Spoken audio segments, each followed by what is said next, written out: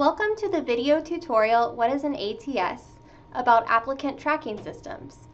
This video is presented by the Tri-Valley Career Center. Have you ever received an email like this within a few hours of applying for a job?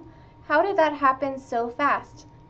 Well, it's possible that the employer is using an applicant tracking system. What is an ATS?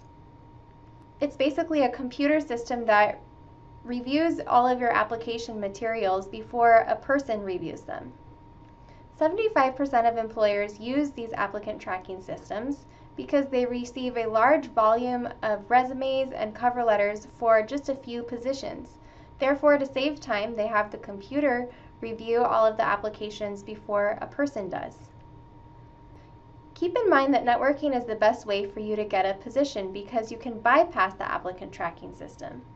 However, at times you will need to upload your resume for an actual position. Therefore, it's good to have a networking resume and a computer-friendly resume.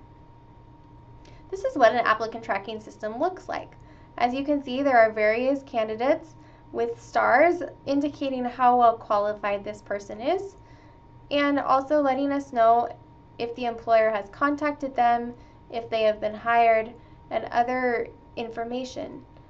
Basically, an employer can ask the ATS to search for candidates that have certain qualifications. For example, in this case, the employer is searching for candidates with the keyword PHP in their resume.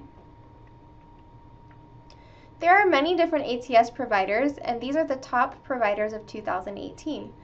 As you can see, Taleo is the ATS system with the highest usage at 19.11%. How do you know that an ATS is being used? Well, look at the URL for the web page where you are applying.